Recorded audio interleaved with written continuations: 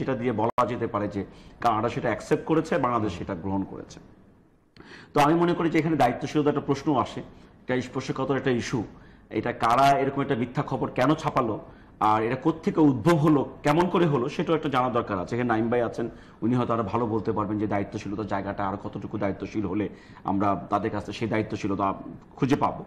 তবে আমি ব্যক্তিগতভাবে মনে করি এরকম সংবাদ যারা প্রকাশ করেছে আগে ইতিপূর্বে এবং আমাদেরকে যারা আশাহত করলো এতদিন পরে, এই দুই জায়গার এই পার্থক্য জায়গাটা কিন্তু খুঁজে বের করা উচিত। বরং আমরা যদি প্রথম সংবাদটা পেতে পারতাম খুশি হয়ে থাকতাম, কিন্তু প্রথম সংবাদটা যদি আরো পরে পাই তাও খুশি হতে পারতাম অথেন্টিক একটা নিউজ হলে। কিন্তু জনগণকে বিভ্রান্তকর অবস্থায় রাখা এবং আইনমন্ত্রীকে সেটা ক্লারিফাই করতে হলো অনেকদিন পরে, এর মাঝখানে আমরা কোনোভাবে জানতে পারলাম না যে কিবা কেন এটা হলো বা কেন হয়েছে বা আসল তথ্যটা কি। সো আমি মনে করি যে গণমাধ্যমের এখানে বড় একটা দায়িত্বশীলতার জায়গা আছে, সেটা অবশ্যই তৈরি হবে। আর পাশাপাশি আমরা মনে করি যে যেহেতু এটা আইনগত বিষয়, আবেগতাড়িত না হয়ে আইনগতভাবে মন্ত্রীরা যারা সরকার দায়িত্বশীল যারা এই ব্যাপারে রিয়াকশন দিয়েছেন তারা এখন কি বলবেন, তাদেরও একটা মুখ রক্ষার ব্যাপার আছে। সো আমি মনে করি যে এটা যারা করেছেন তারা অবশ্যই একটা খুবই এমন কাজই করেছেন যেটা অগ্রহণযোগ্য আমি মনে করি। যাই হোক, আমরা নিশ্চয়ই আরো শুনতে পারবো এটাকে নিয়ে। আমিন ভাই, আপনার অবজারভেশন কি, নিশ্চয়ই ফলো করেছেন নিউজটা? জামিল ভাই, আপনাকে ধন্যবাদ। আপনার মাধ্যমে জিটিভির দর্শক, দেশে এবং প্রবাসে যারা দেখছেন সবাইকে সালাম জানিয়ে আমার কথা শুরু করতে চাই যে এটা আসলে খুবই দুঃখজনক যে বাংলাদেশের সংবাদ মাধ্যম এই ধরনের একটি, আমি এটাকে দায়িত্ব জ্ঞানহীনই বলবো আর কি, ধরনের একটি সংবাদ পরিবেশন করেছিল, যেটা পারভেজ ভাইয়ের ভাষায় মানুষকে প্রথম আশাবাদী করেছিল। যেহেতু যে কোনো বিবেকবোধ সম্পন্ন মানুষ চাইবে যে বঙ্গবন্ধু হত্যার বা যে কোনো একটা খুনের বিচার হোক, কারণ বিচারহীনতার সংস্কৃতি একটা দেশকে কখনো আগাতে দেয় না। সে এবং দীর্ঘদিন বাংলাদেশের বিচারহীনতার সংস্কৃতি বিরাজমান ছিল। এই জায়গা থেকে বঙ্গবন্ধু কন্যা 96 সালে প্রথম ক্ষমতায় এসে ইন্ডেমনিটি আইন বাতিল করে এই বঙ্গবন্ধুর খুনিদেরকে বিচারের আওতায় নিয়ে এসেছিলেন। এবং এরপরে আবার 2001 সালে যখন বিএনপি ক্ষমতা এসছে, দুর্ভাগ্যজনকভাবে তখন বিচার প্রক্রিয়া বন্ধ ছিল, টোটাল বিচার প্রক্রিয়াটাই বন্ধ ছিল। এবং এরপরে আবার 2008 সালে বঙ্গবন্ধু কন্যা বাংলাদেশের প্রধানমন্ত্রী হওয়ার পরে এই বিচার প্রক্রিয়া শুরু হয় এবং বিচার প্রক্রিয়াটা অত্যন্ত সাফল্যের সাথে সমাপ্ত করা হয়। এর মাধ্যমে খুনি নূর চৌধুরীর ফাঁসির আদেশ হয়েছিল। তো আমরা স্বাভাবিকভাবে প্রত্যাশা করেছিলাম যে যেহেতু আমরা জানি ইউরোপ, আমেরিকা বা কানাডা একটা সভ্য দেশের, উন্নত দেশের মধ্যে একটা আরও উপরের দিকে দেশগুলোর অবস্থান, এখানে একজন শুধু সাধারণ খুনি নন, একটি জাতির পিতার খুনি, একটি রাষ্ট্রের স্থপতি, তাও আবার মানবতার দোহাই দিয়ে, মানবিকতার দোহাই দিয়ে, এটা কিন্তু আমরা আশা করিনি। এবং এইবার আপনারা দেখেছেন যে মাননীয় প্রধানমন্ত্রী মুক্তিযুদ্ধকালীন সময়ে বর্তমান কানাডার প্রধানমন্ত্রী জাস্টিন ট্রুডোর পিতা পিয়েরো ট্রুডো, যিনি ওই সময়ে বাংলাদেশকে অবারিতভাবে মুক্তিযুদ্ধে সহায়তা করেছিলেন, সমর্থন জানিয়েছিলেন, তার সম্মানার্থে তাকে সম্মাননা দেওয়া হয়েছে দেখলাম। হ্যাঁ, এবং পরবর্তীতে কানাডার বর্তমান প্রধানমন্ত্রীর সাথে যে আমরা প্রত্যক্ষ করলাম যে উনি খুব মাননীয় প্রধানমন্ত্রীকে আশাবাদ শুনিয়েছেন যে তারা কি করে, বলেছেন যে আলোচনা হতে পারে এই বিষয়ে, কি করে আমরা এটার একটা সুষ্ঠু সমাধান সুরাহা করা যায় সেই বিষয় নিয়ে ওরা আলোচনা করবেন। এবং এটা আমরা এতে খুব আশাবাদী হয়েছিলাম। কিন্তু এই আশাবাদের জায়গায় দাঁড়িয়ে আমরা দেখলাম তার পরের দিনই বাংলাদেশের বিভিন্ন পত্রিকায় একটা নিউজ ছাপা হলো যে নূর চৌধুরীর আশ্রয় প্রার্থনা করে যে আবেদন করেছিলেন সেটা নাকচ করে দিয়েছে কানাডার সরকার, এবং একই সাথে বলা হয়েছে যে তাকে বহিষ্কারের নির্দেশ দেওয়া হয়েছে। কিন্তু আমরা আজকে স্বাভাবিকভাবে এই সংবাদটি যখন আইনমন্ত্রী আমাদেরকে জানালেন, আমরা টেলিভিশনের মাধ্যমে জানতে পারলাম যে মাননীয় আইনমন্ত্রী বলেছেন যে সংবাদ ঠিক নয়, তখন অবশ্যই এখানে আমাদের আশাহত হওয়ার মতো প্রচুর কারণ দৃশ্যমান।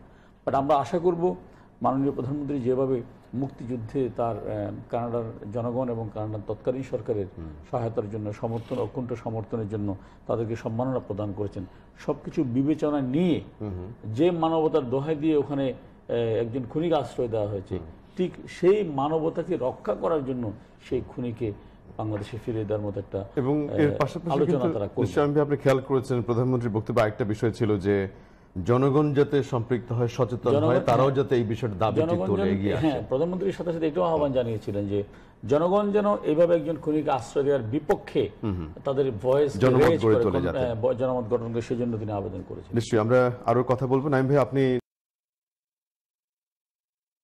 এটা ফলো করেছেন, আমি জানি নিউজটা, আপনার মন্তব্য এই ক্ষেত্রে বা ফ্রম দি মিডিয়া সাইড এটা তো আমাদের একটা মানে ত্রুটি ছিল। এখন যেমন আমাদের পত্রিকা তো এটা ছাপা হয়েছে, ছাপা হওয়ার পর আমরা কিন্তু আমাদের কানাডায় একজন খুব ভাইব্রান্ট প্রতিনিধি আছে, আমরা তাকে দিয়ে রিকনফার্ম করার চেষ্টা করেছিলাম, কিন্তু আমরা রিকনফার্ম করতে পারি নাই। ওই রিকনফার্ম করতে পারি নাইটাই চলছিল,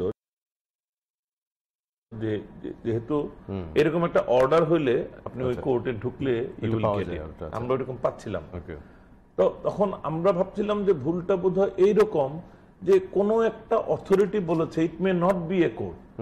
এখন যতক্ষণ আরো অপশন গুলি খোঁজাখুঁজি করছিলাম ইন দি মিন টাইম, কিন্তু এটা যে কোনো কোর্ট অর্ডার ছিল না, এটা আমাদের কনফার্মেশন হয়ে গিয়েছিল।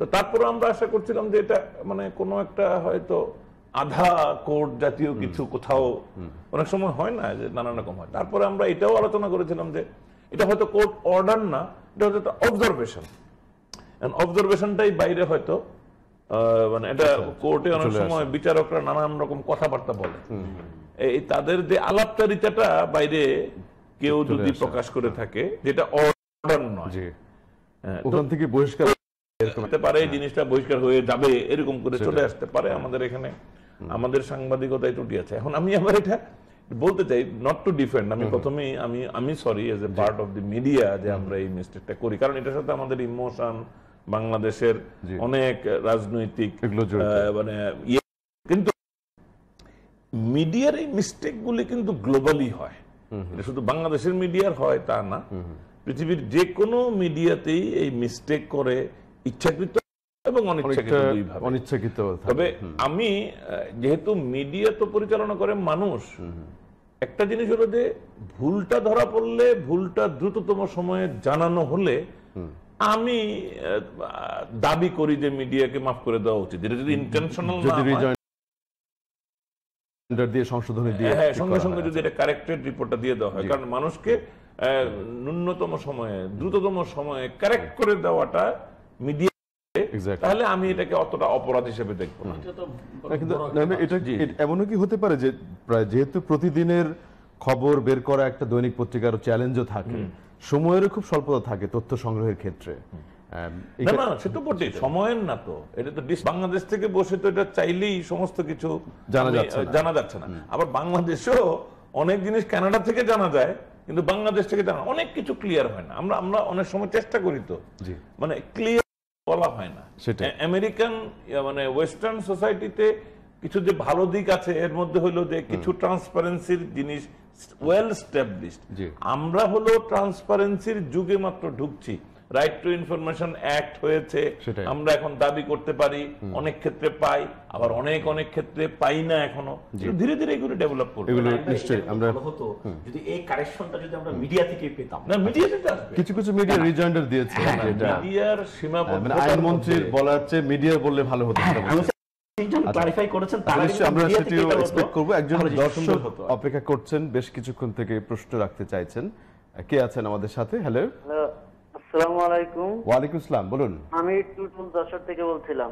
জি ভাইয়া, আমার একটা প্রশ্ন ছিল যে আমাদের আপনাদের যে গণমাধ্যমগুলা এগুলা এমন একটা নিউজ প্রচার করবে যেটা আমাদের জনগণগুলো উচ্ছৃঙ্খল হবে না, কিন্তু যে নিউজটা আমাদের প্রচার করছে এতে জনগণের মনে কি সৃষ্টি হচ্ছে সেটা আপনারা অবশ্যই উপলব্ধি করতে পারছেন। কিন্তু আমাদের গণমাধ্যমে তো এটা উচিত ছিল যে আমাদের ওই নিউজটা না দিয়ে এমন একটা নিউজ প্রচার করা যে না, তারা আমাদের আশ্বস্ত করছে বা তারা আমাদের ওই যুদ্ধ পরিস্থিতিতে ধরে দিতে সাহায্য করছে, এমন যাতে জনগণ খুশি হয়, জনগণের মনে ত্রাস সৃষ্টি না হয়, এবং যারা জনগণকে খুশি করবার কোনো নিউজ দিতে পারতো কিনা। আচ্ছা, ধন্যবাদ। আপনি আলোচনাটি দেখুন।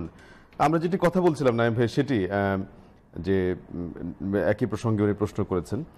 নিশ্চয়ই আমরা এই বিষয়টি যেহেতু আজকেই প্রতিবাদ আসলো আইনমন্ত্রী, আমরা যেটা পারভেজ ভাই বলছেন আগামীকালকে গণমাধ্যমগুলোর কি রিয়াকশন, রিজয়েন্ডার, সেগুলো আমরা দেখব।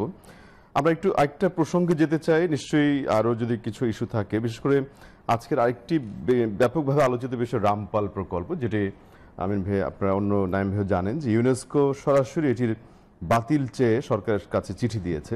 সরকারও সেটি গুরুত্বের সাথে দেখছে, এটিকে একেবারে উড়িয়ে দিচ্ছে তা না, সেটির জবাব দেওয়া হবে বলে সরকার বলছে। কে শুরু করবেন? আমিন ভাই? আসলে দেখুন, রামপাল বিষয় নিয়ে এটা এখন বাংলাদেশে একটা হট ইস্যু, হ্যাঁ, এবং রামপাল ইস্যু নিয়ে পক্ষে বিপক্ষে অনেক কথা আছে। রামপাল ইস্যুতে দীর্ঘদিন কোনো রাজনৈতিক আলাপ আলোচনা কমই ছিল। মূলত এটা নিয়ে প্রথমেই তেল গ্যাস রক্ষা কমিটি আন্দোলনটা শুরু করেছিল। এর মধ্যে আমরা হঠাৎ করে দেখলাম যে বিএনপির চেয়ারপারসন রামপাল ইস্যু নিয়ে একটি কড়া সাংবাদিক সম্মেলন করেছিলেন। তারপরের দিনে আমরা দেখলাম মাননীয় প্রধানমন্ত্রী গণভবনে আরেকটি সাংবাদিক সম্মেলন করেছিলেন। তো এখানে রামপাল নিয়ে কথা বলার মতো আমি মনে করি যে স্পেশালাইজড বা ওইরকম পাণ্ডিত্য আমাদের মধ্যে নেই। কিন্তু আমরা যেটা মনে করি, মাননীয় প্রধানমন্ত্রী যেভাবে সাংবাদিক সম্মেলনে প্রত্যেকটা বিষয়কে যুক্তির মাধ্যমে এবং বাস্তবতা দিয়ে খণ্ডন করেছেন, এরপরে রামপাল ইস্যু নিয়ে কোনো সন্দেহ বা এটা নিয়ে কোনো কনফিউশন মানুষের মনে থাকা উচিত বলে আমি মনে করি না। যেমন মাননীয় প্রধানমন্ত্রী ওখানে খুব একটি চমৎকার একটি উদাহরণ দিয়েছেন যে উনি বিশ্বের বিভিন্ন দেশের যেখানে কয়লাভিত্তিক বিদ্যুৎ কেন্দ্র হচ্ছে তার পারিপার্শ্বিক পরিবেশ কতটুকু ক্ষতিগ্রস্ত হয়েছে এগুলি যেমন ছবির মাধ্যমে দেখিয়েছেন, ঠিক তেমনিভাবে বাংলাদেশে কিন্তু অন্য দেশের কিছু উদাহরণ আমাদের দেশের কথা বলছি, বাংলাদেশে কিন্তু এটাই প্রথম কয়লা বিদ্যুৎ কেন্দ্র নয়। বড় পুকুরে তো একটি কয়লা ভিত্তিক বিদ্যুৎ কেন্দ্র, আমি যেটা বলছি অন্য দেশের কিছু উদাহরণ সামনে এনেছে। এবং বড় পুকুরিয়া কয়লা বিদ্যুৎ কেন্দ্রের পাশেই আমরা দেখলাম, ওদিন নাইম ভাইও সাংবাদিক সম্মেলনে ছিলেন, যে আমরা দেখলাম যে ওখানে প্রচুর সবুজের সমারোহ, ওখানে ধান হচ্ছে, তারপর আপনার গম হচ্ছে, ওখানে গাছের মধ্যে আম কাঁঠাল সবই ধরতেছে। ওখানে কোনো ধরনের যেভাবে রামপাল ইস্যু নিয়ে বলা হচ্ছে যে ওখানে কয়লা ভিত্তিক বিদ্যুৎ কেন্দ্র হলেই সুন্দরবন ধ্বংস হয়ে যাবে, দেশ ধ্বংস হয়ে যাবে, সবকিছু শেষ হয়ে যাবে, বিষয়টা কিন্তু তেমন আমাদের কাছে পরিলক্ষিত। যেটা আমার কাছে মানে আমার মাথায় ঢুকে না, সেটি হচ্ছে যে কয়লা ভিত্তিক বিদ্যুৎ কেন্দ্র মাননীয় প্রধানমন্ত্রী করতে চাচ্ছেন। এই কয়লা ভিত্তিক বিদ্যুৎ কেন্দ্রে যদি কোনো কারণে মানে কিছু নেগেটিভ কিছু আসে, আমার তো মনে হয় ক্ষমতাসীন সরকার বা এই সরকার চেয়ে ক্ষতিগ্রস্ত আর কেউ হবে না। তো আমাদের সরকার জেনেও এটা সরকার করবে কিনা, আমরা কি এইটুকু বুঝবো না যে এমন কোন কাজকে আমরা করব যে কাজ করলে জনগণ আমাদের বিরুদ্ধে খেপে যাবে এবং আমাদেরকে ভবিষ্যতে ক্ষমতায় থাকা না থাকা নিয়ে আমাদের সন্দেহ হবে। এটা একটা বড় প্রশ্ন। আমি মনে করি যে রামপাল হ্যাঁ, ইউনেস্কো তাদের উদ্বেগ প্রকাশ করেছে, এটা আমি আজকে টেলিভিশনে দেখেছি, এবং এই প্রশ্নটা তাদের উদ্বেগের ব্যাপারে মাননীয় বিদ্যুৎ প্রতিমন্ত্রী নসরুল আহমেদ বিপুর বক্তব্য আমি টেলিভিশনে দেখেছি। উনি এবং খুব ক্লিয়ারলি বলেছেন যে আমরা তাদেরকে এটা জবাব দিব। আমি আশা করব যে কয়লা ভিত্তিক একেবারে উপেক্ষা করছি না, ওরা উদ্বেগ প্রকাশ করতেই পারে। পাশাপাশি আমি মনে করি যে তারা যদি আমাদের সরকারের পক্ষ থেকে একটা প্রপার জবাব পায়, তারা সেটা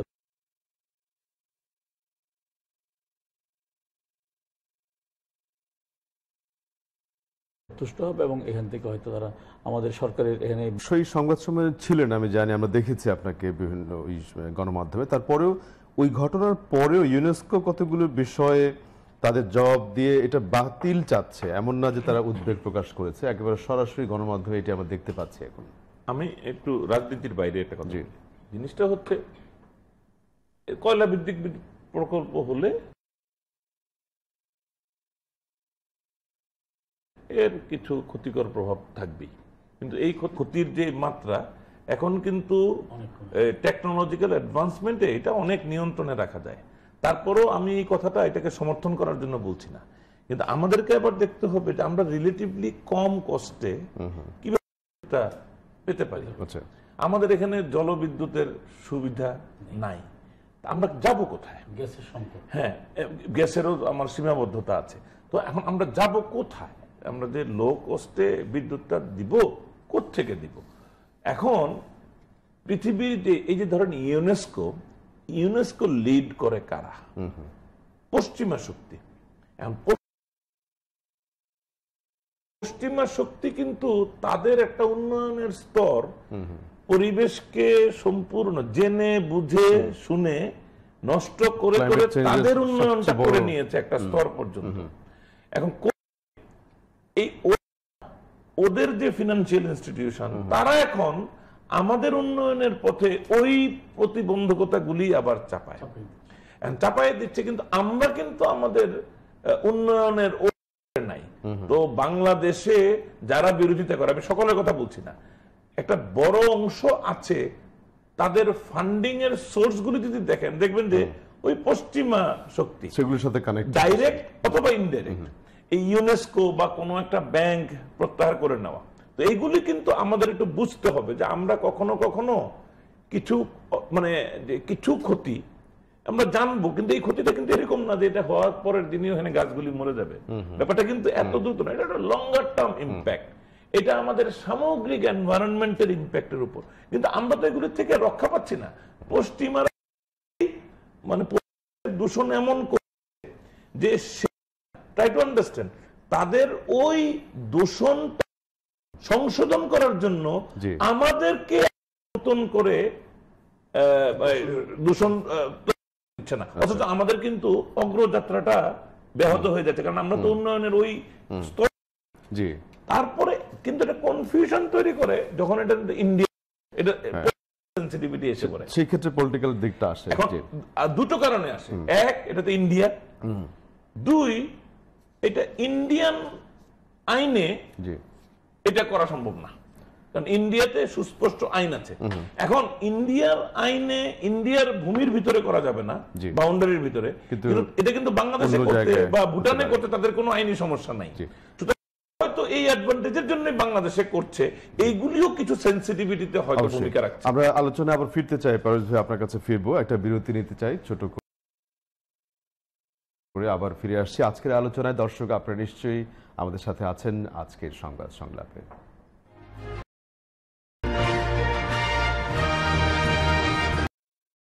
আমরা রামপাল প্রকল্প নিয়ে কথা বলছিলাম। পারভেজ ভাই, আপনি জানেন যে এটির বর্তমান যে কথাটি আমরা আলোচনা শুরু করেছি, তার সাথে যেটি পলিটিক্যাল যে বিষয়টি যোগ হয়েছে, যে বিএনপির পক্ষ থেকে এটিকে সংবাদ সম্মেলন করে কিন্তু একটা রিয়াকশন প্রকাশ করা হয়েছে, যেটি নিয়ে সরকারের রিয়াকশন আমরা দেখতে পেয়েছি।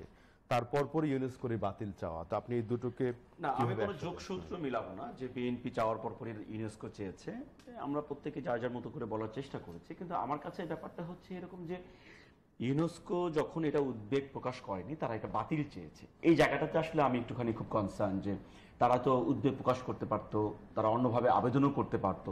সেই জায়গায় তারা পার্টিকুলারলি একেবারে খুব স্পেসিফাইড করে সব জানিয়ে দিয়েছে কি কি ইস্যুতে, যেমন ওরা বায়ু দূষণের কথা বলেছে, পানি দূষণের কথা বলেছে, পুঞ্জীভূত দূষণের কথা বলেছে, জাহাজের যে যাওয়ার সিস্টেম ওটাও নিয়ে কথা বলেছে। তো সবগুলিকে ওরা কিন্তু স্পেসিফাই করেছে, এখানে কিন্তু পলিটিক্যাল কোনো ইস্যুস নেই। ইউনেস্কো হয়তো বিহাইন্ড দ্য সিন বা বিহাইন্ড দ্য হয়তো অনেক পলিটিক্স থাকতে পারে, বাট ওরা যে মানে তুলে ধরেছে। এখন আমিন ভাই বলেছেন যে প্রধানমন্ত্রী বলেছেন, মন্ত্রীরা বলেছেন, এরপরে আর থাকার সুযোগ নেই। কিন্তু আমরা যদি ওই জায়গাটা থাকতে পারতাম তাহলে হয়তো খুশি হতে পারতাম যে আমরা একটা বড় প্রজেক্টের পাইপ পাচ্ছি। কিন্তু ইউনেস্কো এই দাবির পরে তখন আমাদের মনে সন্দেহ হয় যে সরকার বোধহয় যা বলেছে তা কি আদৌ সব সত্যি কিনা। কারণ এখন এই নাইম ভাই বলেছেন যে ভারত থাকাতে হয়তো অনেক ধরনের কথা উঠছে। ভারতের আইনে এটা খুব সুন্দর করে ক্লারিফাই করেছেন, ভারতের আইনে যেটা জাস্টিফাইবেল না, কিন্তু বাংলাদেশের বা ভুটান বা পার্শ্ববর্তী নেপাল বা অন্য কোনো দেশে যদি হয়, সেটা নিয়ে ভারতের আইনে কোনো জুডিশনের মধ্যে পড়ে না, so they can cover it up. কিন্তু প্রশ্নটি হচ্ছে যে পানিটা, যেই আওয়াজটা, যে শব্দটা, যে এনভায়রনমেন্টটা আমার জন্য প্রযোজ্য হচ্ছে না, আমি যেটাকে অ্যাবজর্ব করবো না, যেটাকে আমি আমার মধ্যে অ্যাকোমোডেট করতে পারবো না, সেটা কিন্তু আমি একটা নাইবারিং কান্ট্রিতে আমি কিন্তু সেটা করার জন্য এনকারেজ করছি এবং গভর্নমেন্টের সঙ্গে অলরেডি এগ্রিমেন্ট করে সে চলে যাচ্ছে। এখন বলতে পারেন যে এটা তো ওয়ান সোর্স অফ বিজনেস, কিন্তু যখন আপনি সুন্দরবনকে চুজ করবেন বিজনেসের জন্য, তখন কিন্তু ইমোশন চলে আসে, সেখানে বিজনেসের অনেক সীমাবদ্ধ চলে আসে, সেখানে ওই যা লাইন ভাই যেটা বললেন যে এটা আমরা অনেকভাবে তখন দেখতে আমাদের হয়। কারণ বাংলাদেশের সুন্দরবন তো পথে ঘাটে মাঠে বিভিন্ন জেলায় না, এমনিতেই আমাদের বনভূমির পরিমাণ খুবই কম, বলা হয় 16% আছে, 24% থাকার কথা, তার মধ্যে সেটা 6, 7, 5% যে ঠেকেছে আলটিমেটলি।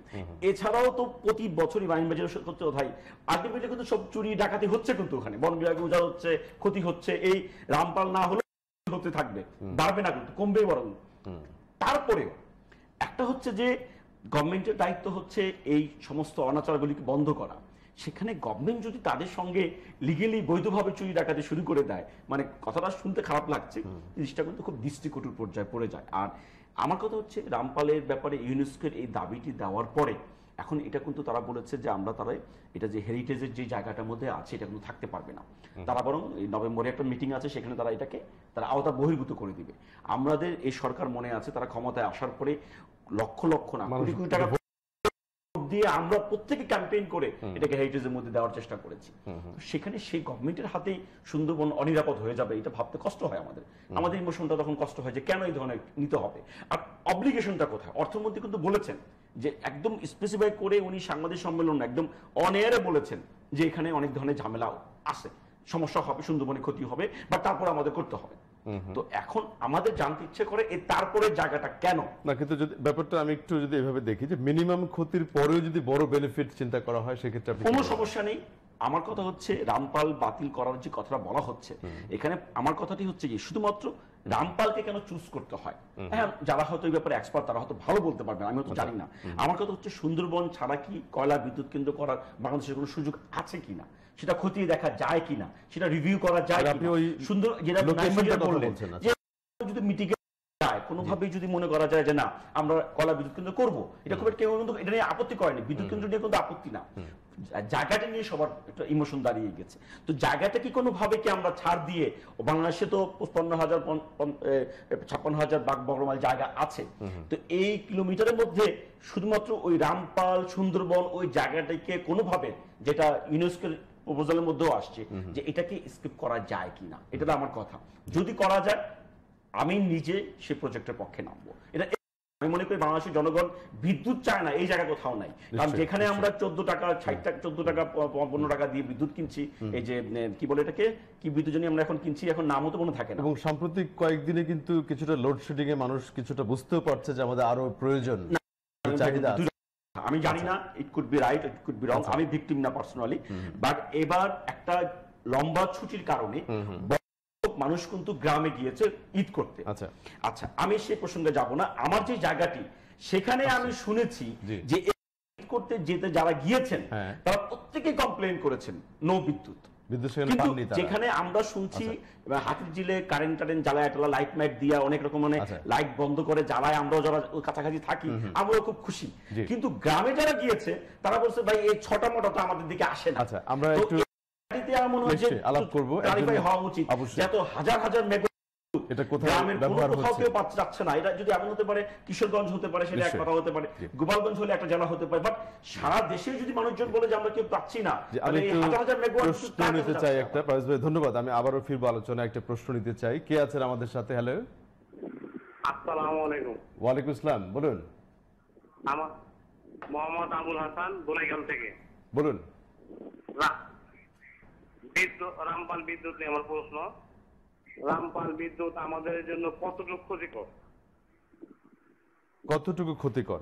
আচ্ছা, আমরা একটু আলোচনায় ফিরে আছি। আমি আপনার কি প্রশ্ন আছে আর না এটুকুই ছিল? শেষ করে দিয়েছেন বোধহয়। কতটুকু ক্ষতিকর? আচ্ছা ঠিক আছে, আমি যেটা শেষ করে মানে র্যাপিং করতে চাচ্ছি। আসলে আমার প্রশ্নটি হচ্ছে, আমরা মনে হয় যারা আমরা এখানে আছি, বিদ্যুৎ দেশে উৎপাদিত হোক, যদি কষ্ট একটু বাড়েও তারপরে কিন্তু মানুষ সহনীয় মাত্রায় নেয়।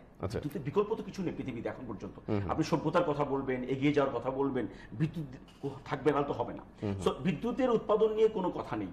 আপনি যে এই যে কুইক রেন্টাল করেছেন, কত টাকা খরচ করছেন, অনেক রকমের কথা এখানে হতে পারে, কিন্তু তারপর আমি মনে করি যে বিদ্যুৎ জনগণ সেটাকে সহনীয় পর্যায়ে নেয়। কিন্তু প্রশ্নটি হচ্ছে, যখন বিদ্যুৎ থাকছে না, কুইক রেন্টালের নামে চুরি থাকবে। যখন বিদ্যুৎ হবে না, আপনি রামপালের যৌক্তিকতা বোঝানোর জন্য এটা বন্ধ করবেন। যখন বিদ্যুতের উৎপাদনের জন্য আপনি 10,000 উৎসব করবেন, আর লক্ষ লক্ষ লোক গ্রামের কোটি কোটি এক্ষেত্রে কি রামপালের যৌক্তিকতা বোঝানোর জন্য করা হয়েছে কোনো যে এখন রামপালে বিদ্যুৎ কেন্দ্র বন্ধ করার কথা বলা হচ্ছে বলে এবার ঈদে সেই টেস্টটা দেওয়া হয়েছে মানুষের কথা। আমরা একটু ফিরে আসছি আলোচনায়। এই ধরনের কোনো তথ্য আমি আপনি পেয়েছেন?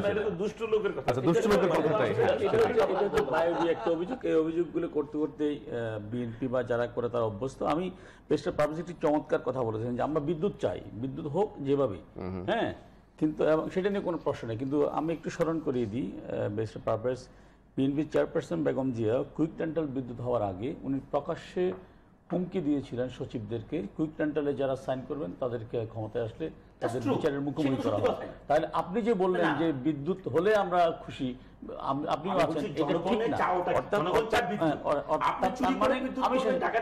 জনগণ বিদ্যুৎ চায়, জনগণ বিদ্যুৎ চায়, ইটস ট্রু। কিন্তু তাহলে এখন বিদ্যুৎ যারা কথা বলছেন তারা ডেফিনেটলি জনগণের চাওয়ার বিপক্ষে। আর আপনি যেটা বললেন যে আমি এবার 3 দিন গ্রামে ছিলাম, আমি 3 দিন গ্রামে ছিলাম সাতকানিয়া, বাট হ্যাঁ এটা ঠিক যে বিদ্যুৎ গিয়েছে, কিন্তু আপনি যেভাবে বর্ণনা করছেন বিদ্যুৎ এক মুহূর্ত ছিল না, বা না, এক মুহূর্তের কথা তো বলা যাবে না, হ্যাঁ এটা তো ওরকম হয় না। হাস্যকর। সারাদিনে 24 ঘন্টায় 2-3 বার বিদ্যুৎ গিয়েছে, বলেছে রাতের বেলা থাকে না, একটা বিদ্যুৎ গিয়েছে, যায়। হ্যাঁ মানে কখন যায়, বিদ্যুৎ গিয়েছে, কখন আসে, হ্যাঁ এটা ঠিক আছে। তাহলে তার এটা বিদ্যুৎ যাবে না কেন? কারণ প্রতিদিন যে বাড়তেছে এটার দিকে একটু তাকান। ঢাকা শহরে একটা 16 তলা বিল্ডিং হলে 16টা ফ্ল্যাট, এটা কিন্তু লোডশেডিং কথা কিন্তু মানুষ ভুলেই গিয়েছিল কিছুদিন থেকে, মানুষ কিন্তু হ্যাঁ ভুলেই গিয়েছে একদমই শহর অঞ্চলে কিছু যে হারে আপনি চিন্তা করেন, আপনি ঢাকা শহরে বেরোন, আপনি দেখবেন চারপাশে একটা 16 তলা করে বিল্ডিং, এক একটা ফ্লোরে 4টা করে ফ্ল্যাট, তাহলে 66টা ফ্ল্যাট একটা বিল্ডিং এ। তার মানে একটা গ্রামের লোক একটা বিল্ডিং এ বসবাস করতেছে। আপনি একটা মার্কেটে যান, দেখবেন একটা মার্কেটে এত আলো, ওই মার্কেট একটা দোকানের আলো দিয়ে সম্ভবত একটা গ্রামকে আলোকিত করা যাবে। এটা তো বাড়তেছে। তাহলে যদি আমরা বিদ্যুৎ না বাড়াই তাহলে তো লোডশেডিং এর বিকল্পটা কি? এই বাস্তবতা উপলব্ধি করতে পেরে প্রধানমন্ত্রী বিদ্যুতের জন্য এত মানে একের পর এক পদক্ষেপ গ্রহণ করছেন। এবং আমি একটা কথা চাই, যেহেতু এটা যদি এমন হতো যে আমরা দেখিনি, শুধু শুনেছি, তাহলে বিশ্বাস করতাম। কিন্তু আমরা নিজের চোখে প্রতিনিয়ত দেখতে পাচ্ছি বাংলাদেশে প্রথম যে কয়লাভিত্তিক বিদ্যুৎ কেন্দ্র হয়েছিল বলপুকুরিয়াতে, তার আশেপাশে পরিবেশের কোনো ধরনের ক্ষতি হয়নি। তাহলে সুন্দরবন থেকে 14 কিলোমিটার দূরে রামপালে বিদ্যুৎ কেন্দ্র হলে আমি বিশ্বাস করতে বা মানতে রাজি নই। তাছাড়া সুন্দরবনের আরো অনেক কাছে রামপাল বিদ্যুতের আরো কেন্দ্রের আরো ভিতরে অনেকগুলো ইন্ডাস্ট্রি রয়েছে, এটা নাইম ভাই খুব ভালো করে জানেন। এতদিন কিন্তু ওই ইন্ডাস্ট্রিগুলো কিন্তু পরিবেশের জন্য কম ক্ষতিকর নয়, এটা একটা বিষয়। আরেকটা নাইম ভাই হয়তো আমার সাথে একমত হবেন বা পারভেজ ভাই একমত হবেন যে পৃথিবীতে এমন কোনো সৃষ্টি নেই যেটার কোনো রিঅ্যাকশন নেই। আমরা যে অসুস্থ হলে, জ্বর হলে মেডিসিন নিচ্ছি, কিন্তু একটা সাইড এফেক্ট আছে। তাই বলি কি আমি সুস্থ হওয়ার জন্য মেডিসিন খাবো না? এখন আপনি যে কথাটি বলেছেন যে আমাদের দেখতে হবে আমাদের অ্যাচিভমেন্টটা কি আর ক্ষতির পরিমাণটা কি, এই দুটোকে এক ধরনের কম্বাইন করে আমি মনে করি রামপাল বিদ্যুৎ কেন্দ্র আমাদের ক্ষতির চেয়ে অ্যাচিভমেন্টের পরিমাণ অনেক অনেক বেশি হবে। এবং এটা নিয়ে যদি প্রয়োজন হয় আরেকটি প্রোগ্রাম করেন, আরো আলোচনা হতে পারে। নিশ্চয়ই একটা প্রশ্ন নিতে চাই আমি নাইম ভাইয়ের কাছে, ফিরবো একটা প্রশ্ন নিয়ে। হ্যালো, আমাদের সাথে কে আছেন? হ্যাঁ, লাইনে আছে। জি বলেন। হ্যাঁ, আমি বলতে চাচ্ছিলাম যে যারা এই রামপাল বিদ্যুতের বিরোধিতা করছেন, মানে তারা অন্য কোনো জায়গায় একটা কি ফিরে দিচ্ছে? অন্য কোনো জায়গায় হতে পারে কিনা এই প্রশ্ন এই ধরনের? আচ্ছা, না অন্য কোনো জায়গার কথা বলেছেন, এই জায়গাটা করলে সুবিধা হয়, আচ্ছা এরকম কিছু ওরা বলেছে কিনা? ঠিক আছে, এরকম কিছু তো বলছে কিনা? অথবা যদি না বলে, যারা বিরোধিতা করছে তারা বলে দিক যে আমাদের বিদ্যুৎ দরকার নেই, আমরা আমাদের কাছ থেকে লাইনটা কেটে দিয়ে আমরা সিলিন্ডার করি, বিদ্যুৎ সিলিন্ডার করি। তো উন্নয়নের বাধাগ্রস্ত হলাম। ঠিক আছে, আমরা আলোচনা একটু ফিরে আসি। নাইম ভাই, এই ক্ষেত্রে আপনি কিছু তথ্য যোগ করতে চাইছেন? আমি তার আগে একটা সেকেন্ড বলি না, সেটা হচ্ছে কি সবচেয়ে ইন্টারেস্টিং ঘটনা হচ্ছে কি, রামপালে বিদ্যুৎ কেন্দ্র হচ্ছে এবং যারা এটা নিয়ে বিরুদ্ধে তারা সবাই বলছে রামপালে না অন্য জায়গায় করেন। বাঁশখালী কয়লা ভিত্তিক বিদ্যুৎ কেন্দ্র করার জন্য ওখানে জমি অধিগ্রহণের কাজে নামলেন, তখন কিন্তু হয়েছে ওখানে কিন্তু বলা হয়েছে, গ্রামের মানুষকে বলা হয়েছে এখানে যদি কয়লা বিদ্যুৎ কেন্দ্র হয় সবার ক্যান্সার হবে, ফুসফুস ধ্বংস হয়ে যাবে, মানুষ বাঁচবে না, 1 বছর পরে হাড় কঙ্কাল দেখা যাবে মানুষের, এরকম অপপ্রচার কিন্তু চালানো হয়েছে। সুতরাং যারা আজকে রামপাল নিয়ে বিরোধিতা করছেন, এমন না যে ওরা রামপাল নিয়ে শুধু বিরোধিতা করছেন, ওরা টোটাল প্রজেক্টের বিরোধিতা করতেছেন কয়লা ভিত্তিক। আপনি কি খেয়াল করেছেন 2 দিন আগে প্রাইভেট গাড়ি মুক্ত একটা দিবস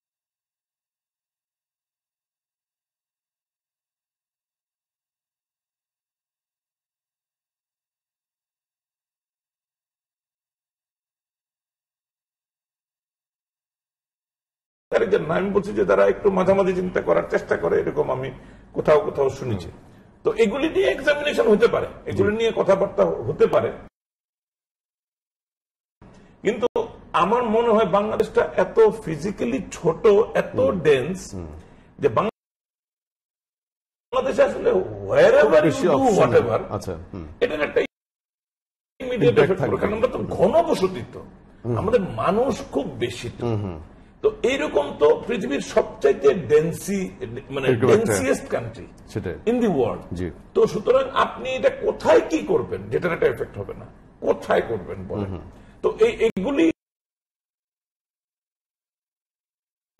আপনি যদি ক্যালকুলেট করেন, এই যে মানে মনে করেন যে জাহাজ চলে পানিতে, এটাও কিন্তু ক্ষতিকর অবশ্যই। আমি নিউ ইয়র্ক টাইমসে কয়েক মাস আগে একটা লেখা পড়লাম যে আমরা যে ছোট্ট ছোট্ট ইয়ে করি না, পিঞ্চ করে ওই যে ব্লাড সুগার দেখি, আমরা এরকম করে করে মনে করি যে কিচ্ছু না, কিন্তু বলো যে এইটাও ন্যাচারাল বডির জন্য মারাত্মক ক্ষতিকর। আপনি যদি হিসাব করেন এটা প্রত্যেকটারই প্রতিক্রিয়া হচ্ছে। এখন আমরা আমার যে লাইফ, এখানে আমি চিন্তা করি যে নিত্য নৈমিত্তিক কাজটা এরকম করে করে একটু টেস্ট করে নিয়ে আমি যাতে আমার যে জাগতিক চ্যালেঞ্জ, আমি জানি ভালো থাকার জন্য আমার এইটুকু জেনে রাখতে হবে, কিন্তু এটা একটা ইম্প্যাক্ট হচ্ছে। এবং আমি এখন আমার ভালো হইতে যদি নিয়ে আসতাম, মানে পড়লে আপনি ভীত হয়ে যাবেন, সন্ত্রস্ত হয়ে যাবেন যে এটার ইম্প্যাক্ট কতটা হতে পারে। তো আমি এই জন্য বলছি যে এগুলি ডিফিকাল্ট, এগুলি চ্যালেঞ্জেস, কিন্তু আজকে যারা এই টেকনোলজি, একটা নতুন টেকনোলজি, এক্সপেন্সিভ টেকনোলজি আমাদেরকে গছাতে চায়, একটা এক্সপেন্সিভ এনার্জি আমাদেরকে বাধ্য করতে চায় টু অ্যাডপ্ট, এটাও কিন্তু একটা পশ্চিমা আরেক ধরনের ষড়যন্ত্র। আমাদেরকে এদের মাঝামাঝি, আমাদেরকে, আমি বিশ্বাস করি যে আমাদেরকে নতুন নতুন টেকনোলজিও নিতে হবে, কিন্তু আমাদের চাহিদাটা এমন যে একটা কস্ট এফেক্টিভ করার জন্য এই নানামুখী করতে হবে, নানামুখী করতে হবে। এবং এটা দুনিয়ার সব দেশই করছে, সব দেশের সুযোগ একই রকম থাকে না। আমাদের দেশের জন্য যেমন আমরা জলবিদ্যুতের সুবিধাটা নাই, ভুটানের সেই জলবিদ্যুতের সুবিধা আছে, কিন্তু এই জলবিদ্যুৎ আবার 12 মাস একই প্রবাহ থাকে না, কারণ পানির আধারও ওইরকম থাকে না। জি, আমরা শেষের দিকে কিছু ক্লারিফিকেশন, আমি যেটা আসলে অ্যাড করতে চাই, প্রথম কথা হচ্ছে যে কুইক রেন্টালের যে কথাটা এসছে, কুইক রেন্টালের কুইক কনসেপ্ট, কুইক চুরি, এটা কিন্তু আমাদের দেশে প্রথম। এবং কুইক রেন্টাল নিয়ে আসলে আমার মনে হয় যে এখানে কেউ নাই এটা নিয়ে পক্ষ বিপক্ষে কথা না বলবে। তা আমার কথা হচ্ছে বিদ্যুতের বিরুদ্ধে বাংলাদেশের কোন লোক আছে আমি খুঁজে পাবো না, পার্সোনালি আমার কাছে মনে হয়। আর আরেকটি কথা হচ্ছে যে পছন্দের জায়গাটা, যেমন আমি কেন বলছি যে আমরা রামপালটা নিয়ে কেন কথা বলছি, রামপালে আমিও বিকল্প প্রস্তাব নিয়ে কিছু আপনার বলবার আছে এখানে, আমি বলি এখানে এই কথা, এই প্রস্তাবটা যিনি বলেছেন উনি কিন্তু একটু বায়াস হয়ে বলেছেন যে তারা কারেন্ট বন্ধ করে দেখেন, ইটস নট লাইক দ্যাট। এটা সভ্যতার কোনো অংশ হতে পারে না, আপনাকেই চয়েস করতে হবে, because you are in driving seat, being a head of the government, being a government is your job to find out the better and best solution for the people. এটা আপনি আরেকজন দিকে ছুড়ে দিতে পারবেন না যে আমাকে পাল্টা বলেন দেখি কোনটা করবো। It's not like that. আপনি যেহেতু রিপ্রেজেন্ট করছেন, আপনি সবাইকে অ্যাকোমোডেট করি সিদ্ধান্ত নিতে হবে যে আপনি কিভাবে করতে চান। এখন প্রশ্নটি হচ্ছে যে যারা এটা বিরোধিতা করছে তারাও তো ভুটান থেকে এসে, নেপাল থেকে এসে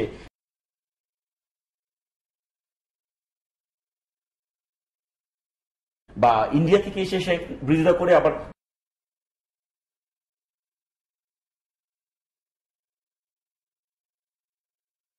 পালিয়ে যাচ্ছে না, তারা তো বাংলাদেশের নাগরিক। তো বাংলাদেশের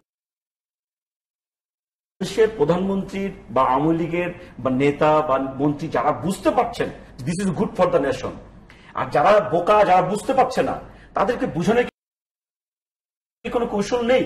অবশ্যই দেয়ার ইজ এ সলিউশন। তো একটা ক্লাসের মধ্যে কোনো ছাত্র যদি এত লোকটা কি করে আমি আসি মানে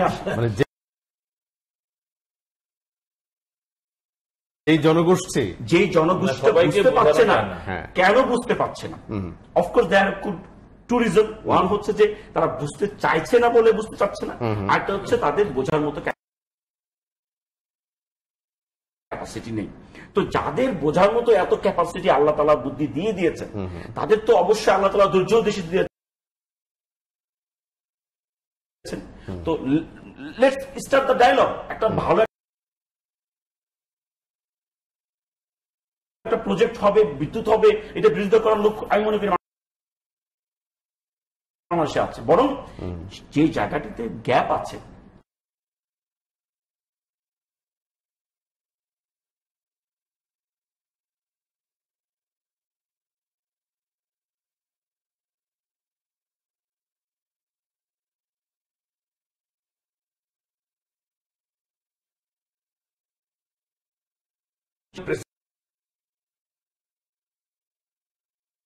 প্রেসিডেন্ট 8 বছর রাজত্ব করে শেষ সময়ে এসে তার প্রথম বিতর্কিত ভেটো প্রয়োগ করতে হয়েছে। তার প্রথমবারের মতো উনি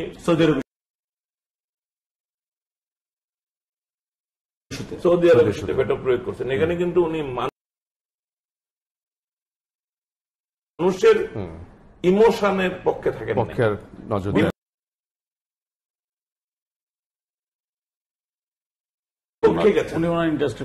ওনার ইন্টারেস্ট, ওনার যে পছন্দ বা ওনার যে বিশ্বাস, উনি সেটার গিয়ে ভেটো দিয়েছেন। ভেটো দিয়েছেন কাকে? ওই 9/11 যারা ক্ষতিগ্রস্ত, তারা তো কিছু না, তারা তো কোনো যুদ্ধ করতে চায়নি, তারা বলেছে আমরা একটা মামলা করব ক্ষতিপূরণ যদি পাওয়া যায়। তো এই যে জিনিসগুলি কখনো কখনো রাষ্ট্র, সরকার প্রধান, তারা কখনো কখনো অজনপ্রিয় সিদ্ধান্ত নেয়, নিতে হয় এমন দেখা যায়। আমরা একটু আজকে শেষ করতে চাই ব্যারিস্টার পারভেজ, নাঈমুল ইসলাম খান এবং আমিনুল ইসলাম আমিন। আমরা নিশ্চয়ই যেটা আমিন ভাই প্রস্তাব দিয়েছেন, আবার কখনো এই বিষয়টা নিয়ে পার্টিকুলার আলাপ হতে পারে, নিশ্চয়ই আপনারা সেই আলোচনা থাকবেন। দর্শক, আজকে আমরা এখানে শেষ করতে চাইছি। আপনাদের প্রত্যেককে ধন্যবাদ জানাই আজকের এই আলোচনায় যোগ দেওয়ার জন্য। আমরা অন্য কোনো বিষয়ে আবারও কথা বলবো আগামীতে। সেই পর্যন্ত ভালো থাকবেন এই আশাবাদ জানিয়ে আজকে এখানেই শেষ করছি।